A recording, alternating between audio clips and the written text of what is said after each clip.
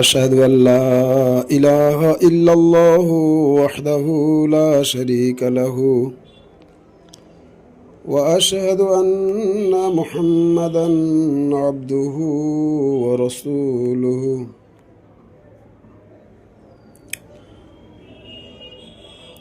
আজ রবিবার 15ই ফেব্রুয়ারি 2026 খ্রিস্টাব্দ, দোসরা ফাল্গুন 1432 বঙ্গাব্দ, 26শে শাবানুল মুআজ্জাম 1447 হিজরি ঋতু পরিক্রমায় এখন বসন্তকাল। প্রিয় শ্রোতামণ্ডলী, আজ আমি আপনাদের সম্মুখে যে বিষয়ে বক্তব্য শুরু করতে চলেছি তা হলো উম্মুল মুমিনিনা হযরতে আয়েশা সিদ্দিকা রাদিয়াল্লাহু তাআলা আনহার বিবাহ হিস্ট্রি। আমরা শুধু ভারতবর্ষ নয়, পৃথিবীর বিভিন্ন প্রান্ত থেকে যে সমস্ত আলেম ওলামাদের বক্তব্য এই পর্যন্ত শুনে এসেছি তা মশহুর বা বিখ্যাত হয়ে আছে মানব জাতির সমাজে। মহানবী হজরত মোহাম্মদ মুস্তাফা সাল্লাল্লাহু তাআলা আলাইহি ওয়াসাল্লাম নাকি উম্মুল মুমিনিনা হযরতে আয়েশা সিদ্দিকা রাদিয়াল্লাহু তাআলা আনহাকে বিবাহ করেছিলেন যখন হযরতে আয়েশা সিদ্দিকা রাদিয়াল্লাহু তাআলা আনহার বয়স ছিল 6 বছর। এই কথাটি কতটুকু সত্য এবং কতটুকু নির্ভরযোগ্য দলিল, আদৌ এটা সত্য কি না, সেই বিষয়ে আপনাদের সম্মুখে আমি উপস্থাপন করছি। হাদ্দাসানা কুবাইসা ইবনু উকবাতা হাদ্দাসানা সুফিয়ানু আন হিশাম ইবনে উরওয়াতা আন উরওয়াতা তাযাওয়াজা an-নাবিয়্যু সাল্লাল্লাহু তাআলা আলাইহি ওয়াসাল্লাম আয়েশাতা ওয়াহিয়াল বানাতু সিত্তিন ওয়া বানা বিহা ওয়াহিয়া ইবনাতু তিসঈন ওয়া মাকাসাত ইনদাহু তিসআ। অর্থাৎ হাদিস বর্ণনা করেছেন কাবিসা ইবনে উকবা, তিনি হাদিস বর্ণনা করেছেন সুফিয়ান থেকে, তিনি হাদিস বর্ণনা করেছেন হিশাম ইবনে উরওয়া থেকে। মহানবী হজরত মুহাম্মদ মুস্তাফা সাল্লাল্লাহু তাআলা আলাইহি ওয়াসাল্লাম হজরতে আয়েশা রাদিয়াল্লাহু আনহাকে বিবাহ করেছিলেন, তখন হজরত আয়েশা রাদিয়াল্লাহু আনহার বয়স ছিল 6 বছর। এবং যখন তিনি সাল্লাল্লাহু তাআলা আলাইহি ওয়াসাল্লাম হজরতে আয়েশা রাদিয়াল্লাহু তাআলা আনহার সাথে একত্রে স্বামী স্ত্রী হিসাবে মিলিত হন, তখন হজরত আয়েশা রাদিয়াল্লাহু আনহার বয়স ছিল 9 বছর। হাদিসটি এসেছে বুখারী শরীফ কিতাবুন নিকাহ 144 নম্বর হাদিস, 89 নম্বর বাব, মাম বানা বে ইমরাতি ওয়াহিয়া বিনতু তিসঈ সিনিনা। প্রিয় শ্রোতামণ্ডলী, বুখারীর এই হাদিসটিকে কেন্দ্র করে বিশ্বের বিভিন্ন প্রান্তের বিভিন্ন ধরনের স্বল্প জ্ঞানের মানুষেরা বা স্বল্প জ্ঞানের আলেম ওলামারা বিভিন্ন ধরনের কুরুচিকর মন্তব্য করে থাকেন।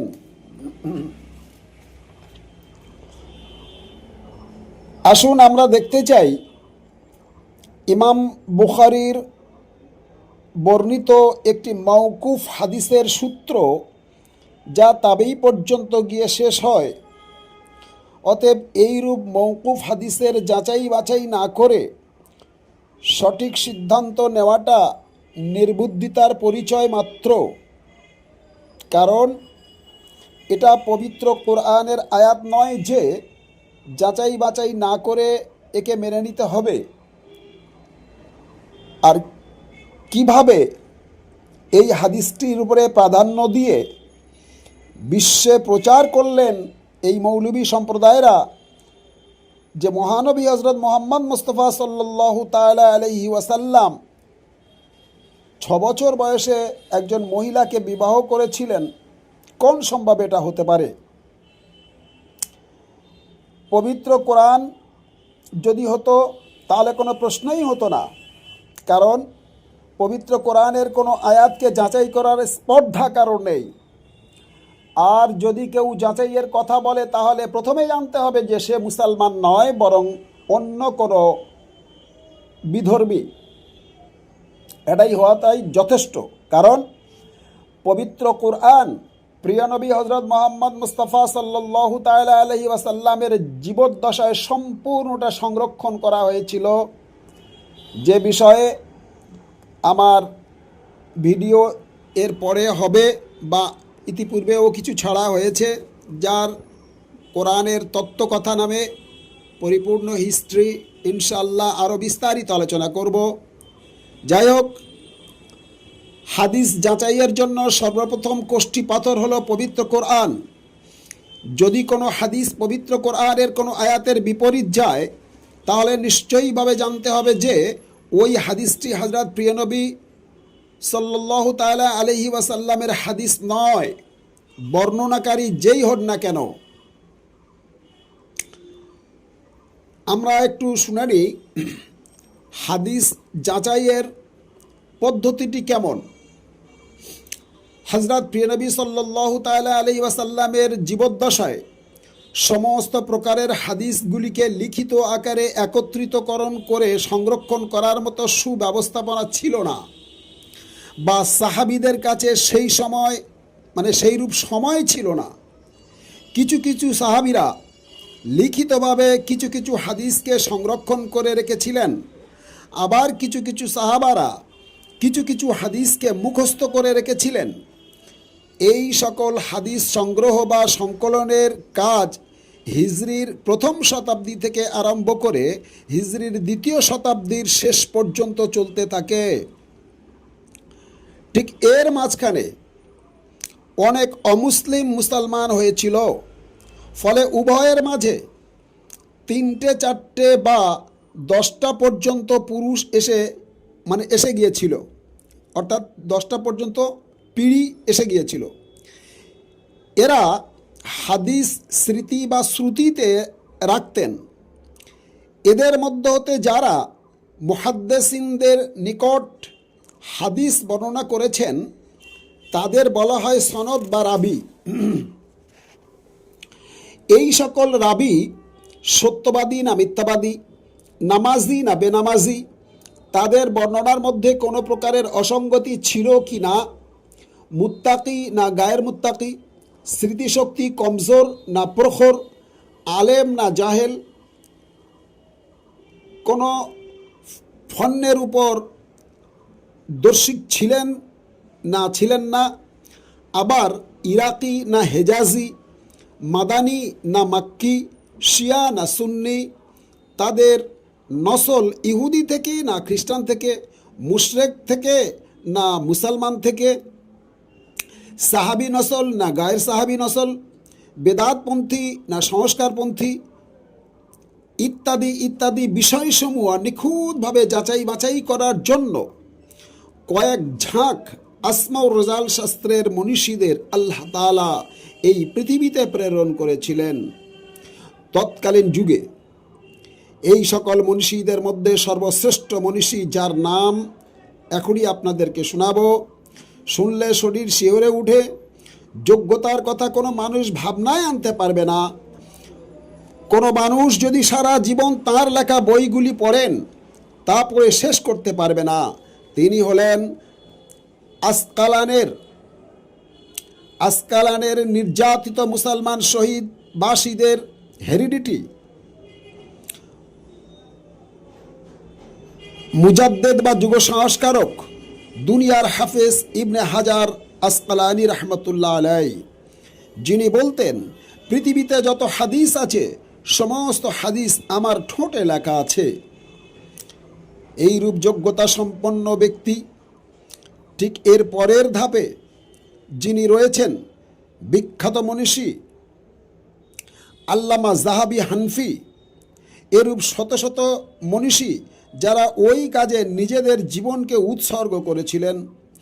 এই অন্তর্দৃষ্টি সম্পন্ন জ্ঞানীদের শিক্ষা শক্তির দ্বারা প্রতিটি হাদিস সত্য মিথ্যার নিরূপণ করা সম্ভব ছিল।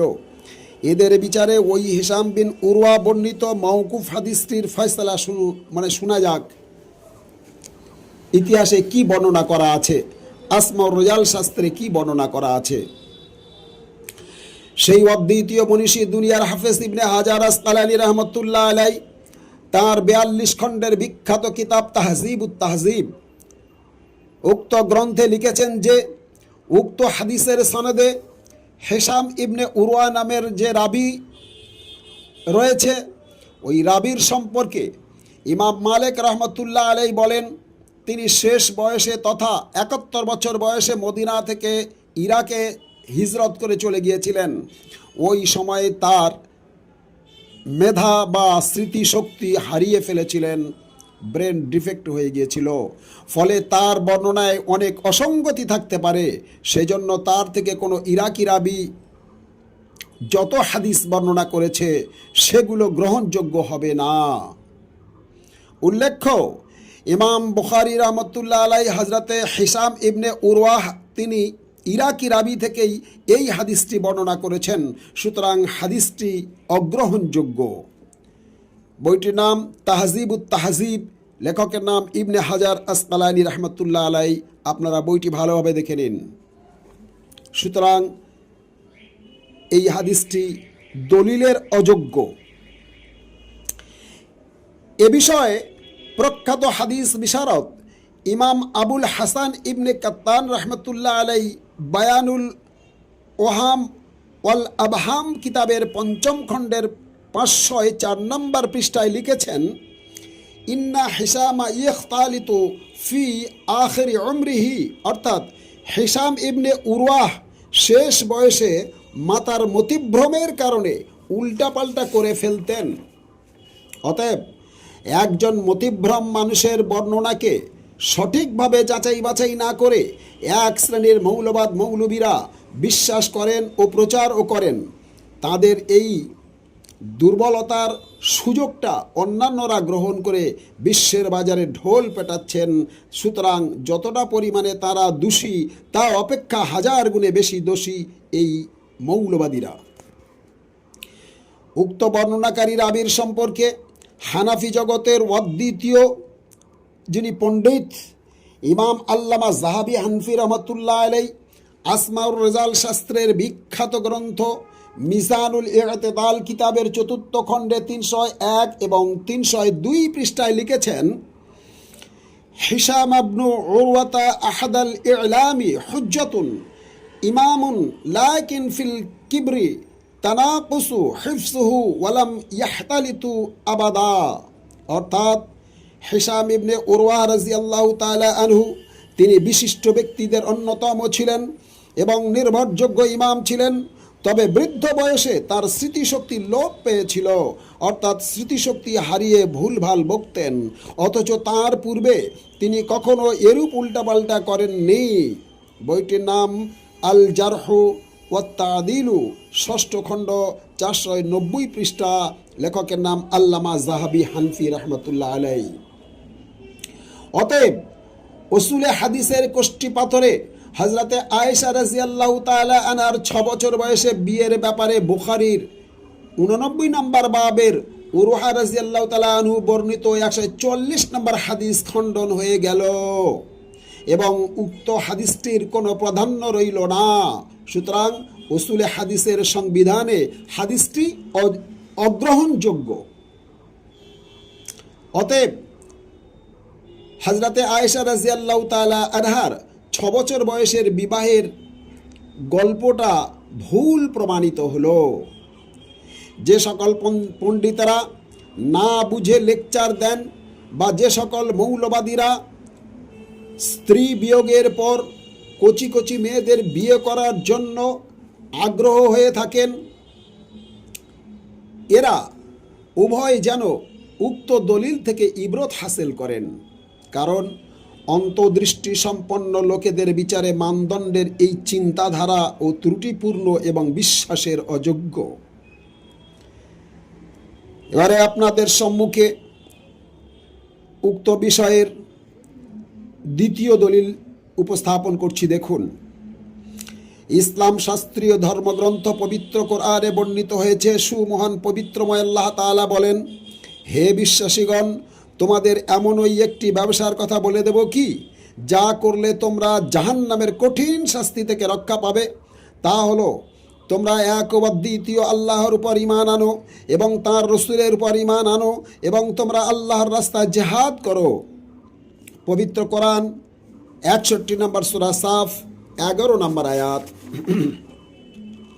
অর্থাৎ তৎকালীন যুগে হযরত প্রিয় নবী সাল্লাল্লাহু তাআলা আলাইহি ওয়াসাল্লাম ও তাঁর সাহাবী সকল মক্কার বিধর্মীদের পক্ষ থেকে অমানবিক অত্যাচার সহ্য না করতে পেরে মক্কা ছেড়ে হিজরত করে মদিনায় চলে এসেছিল।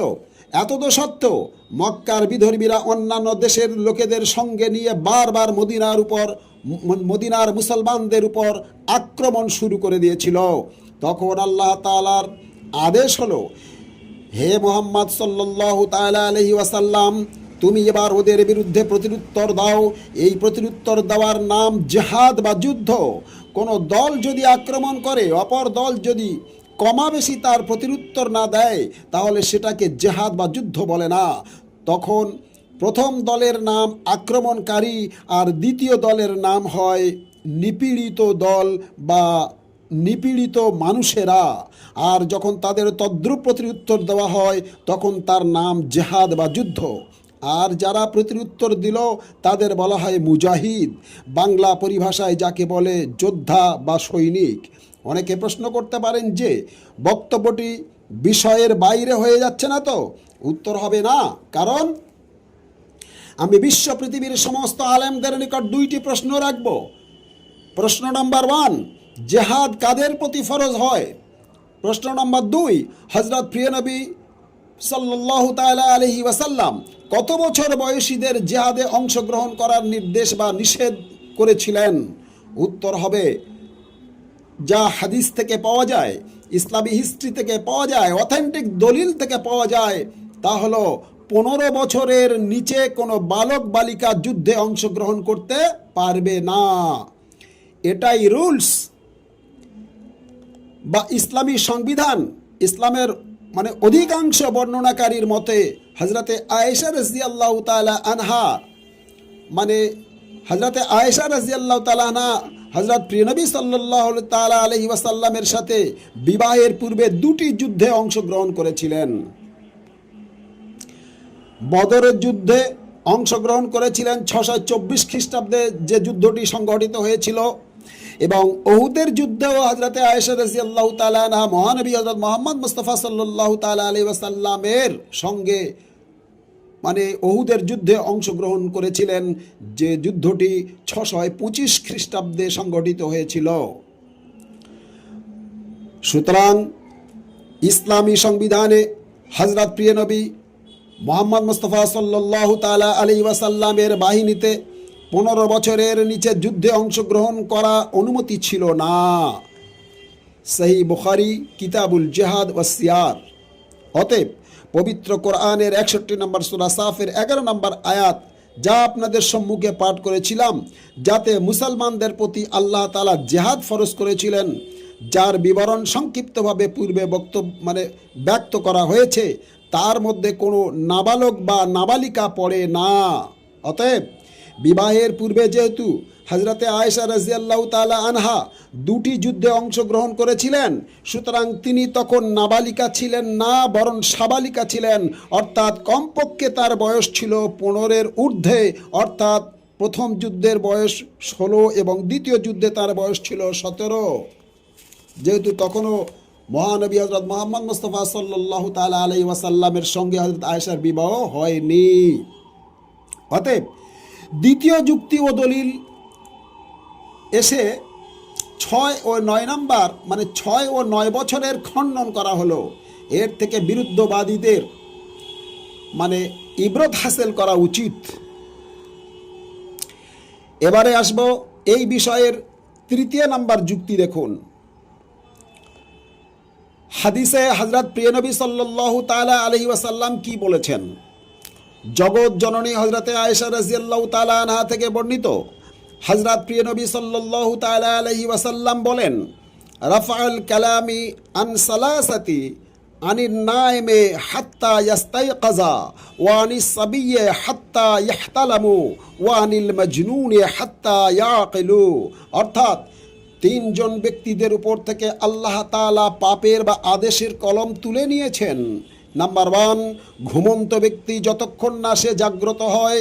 নাম্বার 2, অপ্রাপ্ত বয়সের ছেলে মেয়ে অর্থাৎ নাবালক ও নাবালিকা যতক্ষণ না সে সাবালক বা সাবালিকা হয়।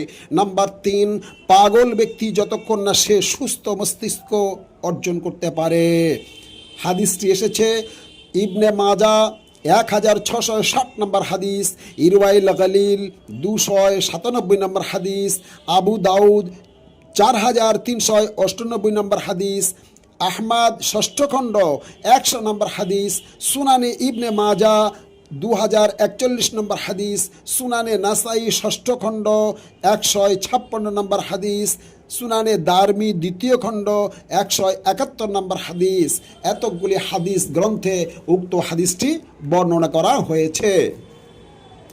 বলা বাহুল্য, এই হাদিসটি এই কারণে বলা হয়েছে যে ইসলামের আইন কানুন তার উপরে বর্তাবে যারা সুস্থ, পাগল নয়, যারা সাবালক বা সাবালিকা, নাবালক বা নাবালিকা নয়, এবং মানে প্রাপ্ত বয়সে হতে হবে, এবং যারা জাগ্রত অর্থাৎ ঘুমন্ত নয়। কোনো ঘুমন্ত ব্যক্তিদের উপরে যেমন মানে ইসলামের হুকুম বর্তায় না বা তাকে গিয়ে আক্রমণ করা যাবে না, ঠিক তেমনি সাবালক বা সাবালিকা না হলে নাবালক বা নাবালিকার উপরে কোনো ইসলামের হুকুম আহকাম বর্তায় না, তার প্রতি ফরজ নয়। সুতরাং উম্মুল মুমিনিনা হযরতে আয়েশা সিদ্দিকা রাদিয়াল্লাহু তাআলা আনহা যে বিবাহের পূর্বে যে দুটি যুদ্ধে অংশগ্রহণ করেছিলেন এবং তার পূর্বে মহানবী হযরত মুহাম্মদ মুস্তাফা সাল্লাল্লাহু তাআলা আলাইহি ওয়াসাল্লামের রুলস সংবিধান ছিল বা তিনি আদেশ ও নিষেধ যে বিষয়গুলি করেছিলেন, আদেশ দিয়েছিলেন 15-এর ঊর্ধ্বে হতে হবে অর্থাৎ 16 থেকে শুরু, আর নিষেধ করেছিলেন 15 পর্যন্ত অর্থাৎ 15-র নিচে 1 থেকে 15 পর্যন্ত কোনো মানে নর এবং নারী, কোনো ছেলে বা মেয়ে যুদ্ধে অংশগ্রহণ করতে পারবে না। অতএব বিবাহের পূর্বে হযরতে আয়েশা রাদিয়াল্লাহু তাআলা আনহা নাবালিকা অবস্থায় ওহুদের এবং বদরের এই দুটি যুদ্ধে কিভাবে যোগ দিলেন? আসলেই অজ্ঞ মৌলবীদের কেচ্ছা কাহিনীর প্রতি বিশ্বাস করে কেউ যদি ওই ধরনের অপবাদ দেন, সেটা কি ঠিক হবে? এটা আপনাদের কাছে প্রশ্ন।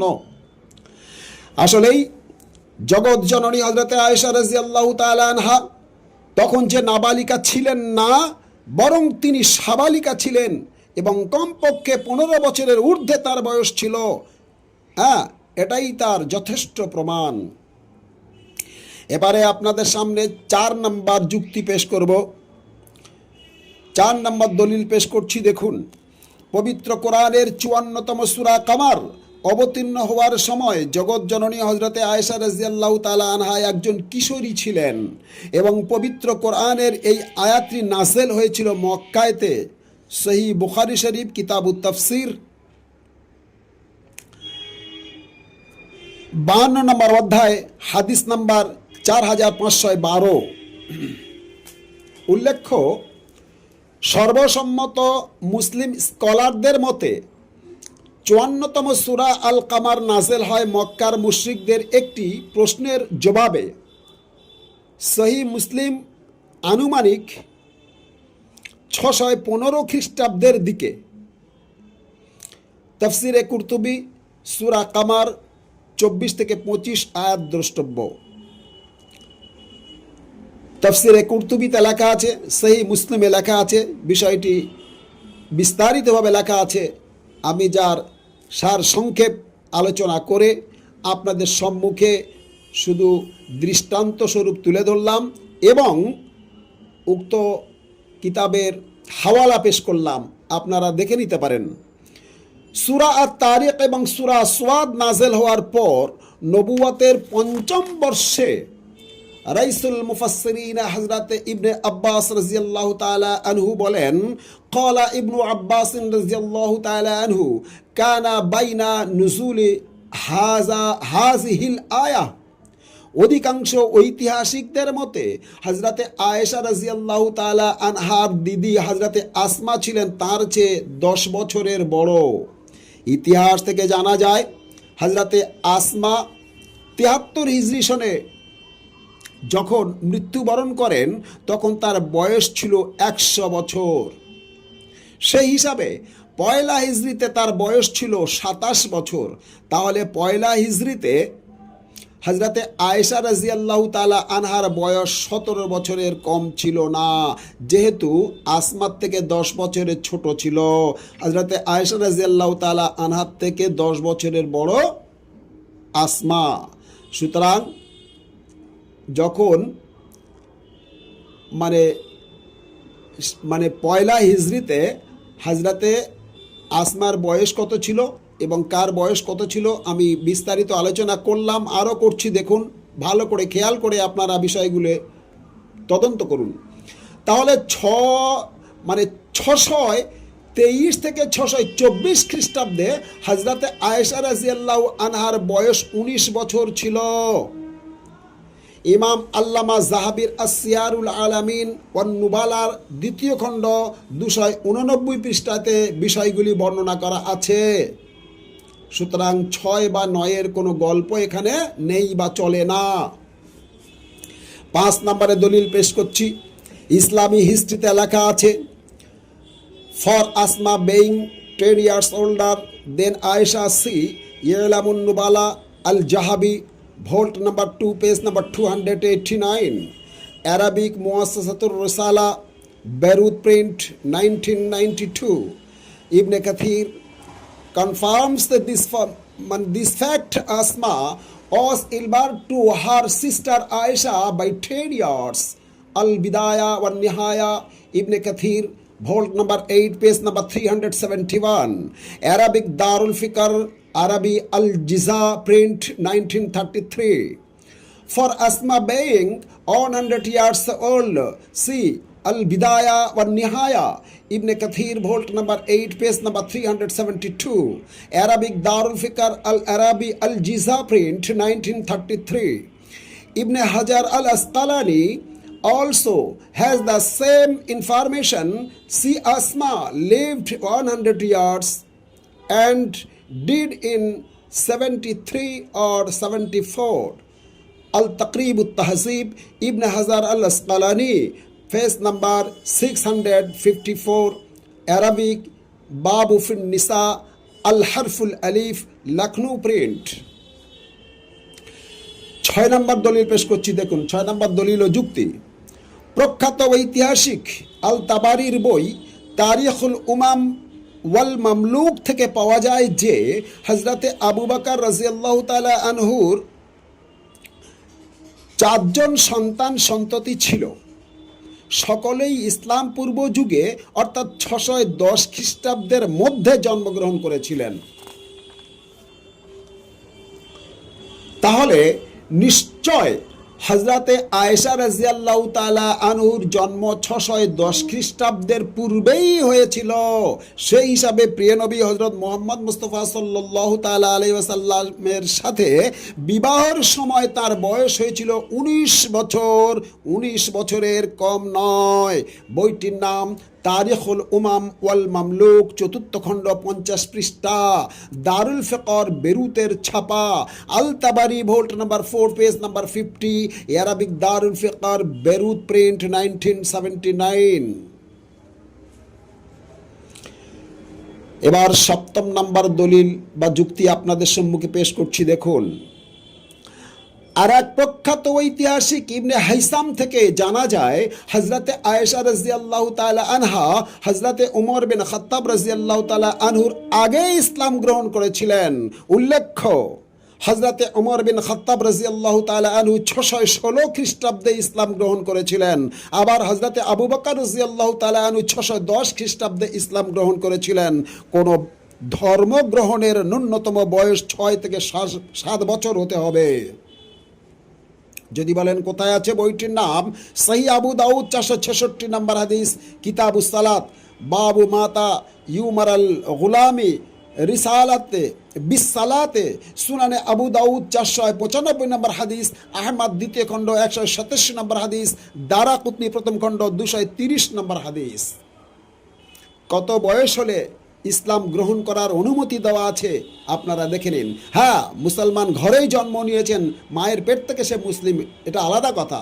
কিন্তু অন্য ধর্মের মানুষ যখন আসে, তার প্রতি ধর্মের শিক্ষা দেওয়ার নিয়ম, ধর্মের নিয়মকানুন শেখানোর নিয়ম, ধর্মের প্রতি আকৃষ্ট করার বয়স, ধর্মতে মানে তাকে দীক্ষা দেওয়ার বয়স মিনিমাম 6 থেকে 7 বছর হতে হবে তারপর। সুতরাং এমত অবস্থায় 623 খ্রিস্টাব্দ থেকে 624 খ্রিস্টাব্দে হজরতে আয়েশা রাদিয়াল্লাহু তাআলা আনহার বয়স প্রায় 18 থেকে 20 এর কম ছিল না। আসিরাহ আন-নাবাবিয়া ইমাম ইবনে আল হাইসাম প্রথম খণ্ড 227 থেকে 234 পৃষ্ঠা এবং 295 পৃষ্ঠাতে এই বিষয়টি বিস্তারিতভাবে লেখা আছে, আপনারা দেখে নিন। এরপরে 8 নম্বর যুক্তি এবং 8 নম্বর দলিল আপনাদের সম্মুখে পেশ করছি, দেখুন।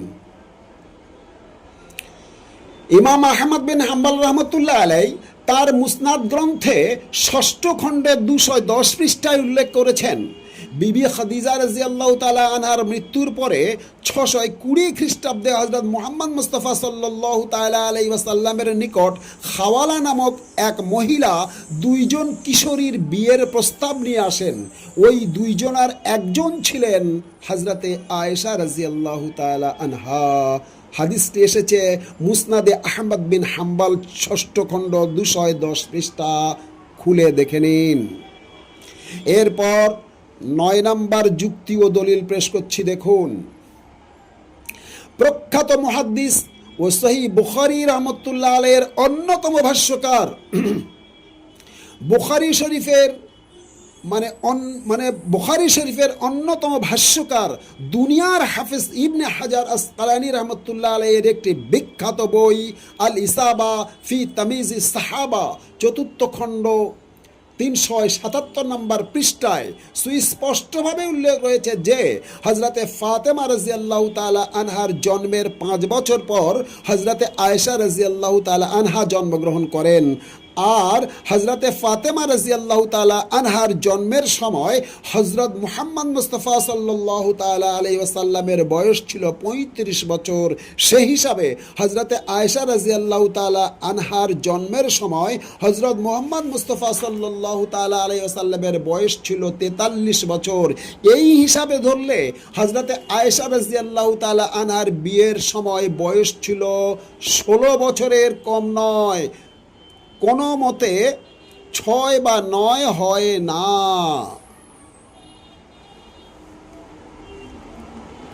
সুতরাং 610 খ্রিস্টাব্দে হযরত মুহাম্মদ মুস্তাফা সাল্লাল্লাহু তাআলা আলাইহি ওয়াসাল্লামের নবুয়ত বছর।